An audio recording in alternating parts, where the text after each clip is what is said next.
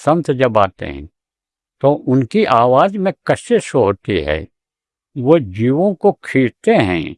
उनकी जो आवाजें होती हैं जीवात्माओं तक पहुंचती हैं, तब वो ये समझ जाती हैं जीवात्माएं कि अरे ये तो बोली मैंने सुनी थी, कहाँ सुनी थी, कहाँ सुनी थी, जब मैं यानी समझो अपने देश में थी, अपने घर में थी, तब ये बोली मैंने सुनी थी। उनको यह आभास होता है। एक जगह पर कार्यक्रम था प्रेमियों में, आपको बताऊं, तो वहाँ हम लोगों की भाषा कोई नहीं समझता था।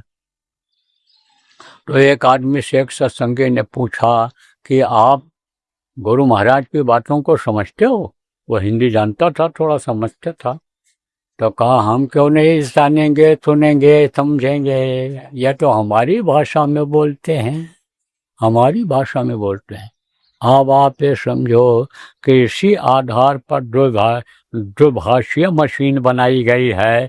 विदेशों में ये मशीनें बन गई हैं कुछ देशों में कि आप हिंदी में बोलो तो उनकी भाषण सुनाई पड़ेगा, कोई अंग्रेजी में बोलेगा तो उनकी भाषण सुनाई पड़ेगा, हिंदी में बोलोगे तो अंग्रेजी भाषा है वहाँ की ठेठ है उसमें मशीन में तो अंग्रेजी सुनाई पड़ेगा।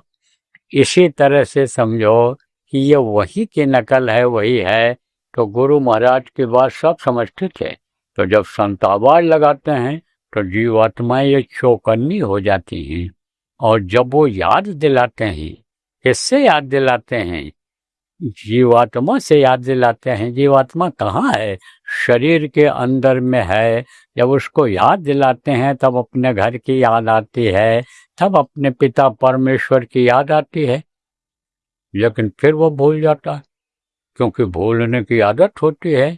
इसीलिए संत जो होते हैं जीवों से प्रेम कर लेते हैं। प्रेम सबसे प्रगाढ़ प्रेम किसका होता है इस समय मनुष्य शरीर में, दुनिया में? किससे किससे प्रेम है? पत्नी से प्रेम है, पति से प्रेम है। पति और पत्नी से प्रेम जो होता है, जो उनका संबंध होता है, आप ये समझो वो संबंध के आगे बेटे का भी प्रेम नहीं होता है। देखो उदाहरण के तौर पर आजकल जो ज्यादा हो रहा है, आपको चैतन्य रहने की जरूरत है, चैतन्यता लाने की जरूरत है कि कब किसके मन में क्या आ जाए और कब कहाँ किसका लगाव हो जाए। किस किस पति का लगाव पत्नी से हो जाए, पत्नी का लगाव किसी पति से हो जाए, कुछ नहीं कहा जा सकता है। तो बच्चे को छोड़ छोड़ करके और प्रेमी के साथ भी औरतें भाग जाती हैं, क्योंकि उनसे प्रेम हो जाता है।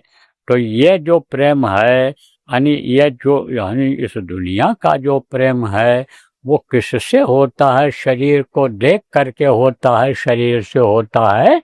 ऐसे जो संत आते हैं वो उससे प्रेम करते हैं जिसके अंदर जीवात्माएं होती हैं। तब वो उनको देखने के लिए, मिलने के लिए जीव आ जाते हैं, या वो खुद चले जाते हैं जीवों के पास मिलने के लिए, और फिर वहाँ पर समझाते हैं, फिर याद दिलाते हैं। जैसे आप ये समझो कि जब कोई याद दिलाता है तब याद आता है किसी चीज़ का। घर की याद जब कोई दिलाएगा, घर की बात यानी कहेगा, तब आपको अपना घर याद आएगा। और नहीं तो जहाँ रहते हो वो घर छोड़ करके आए हो, याद नहीं आता होगा यार। और सत्संग में जब बैठते हो गए, कोई गुरु चर्चा करता होगा, कोई गोष्ठी मीटिंग करता होगा, कोई बात करता होगा, तो उसके बाद सुनते हो। वहाँ किसके बात सुनते थे? बच्चों की बात सुनते थे। गाय आवाज लगाती थी, भैंस आवाज लगाती थी, हम सब चिल्लाती थी, समझ जाते हो भूखी है चारा डाल दो। ये चिल्लाना बंद कर देगी, गाय बंद कर देगी, भैंस बंद कर देगी, उसकी आवाज। अब यहाँ प्रेमियों की आवाज सुनते हो तो उसी में मन लगा हुआ। ऐसे ही याद दिलाया करते हैं, बार बार याद दिलाते हैं, तब घर याद आता है। और जब घर याद आता है जीवात्मा को, तब जीवात्मा जाने की इच्छा व्यक्त करती है। और सदगुरु जब कहते हैं हम तुमको उपाय बता रहे हैं और इस उपाय से आप वहाँ पहुँच जाओगे, ये रास्ता हम बता रहे हैं, तब वो रास्ता जानने की इच्छा पैदा हो जाती है, तड़प पैदा हो जाती है। बहुत से लोग तड़प तड़प जाते हैं कि हमको जल्दी से नामदान मिल जाए, हमको भगवान मिल जाए, देवी देवता दिखाई पड़ने लग जाएं, प्रभु का दर्शन हो जाए। जब प्रभु से ये हमारे प्रेमी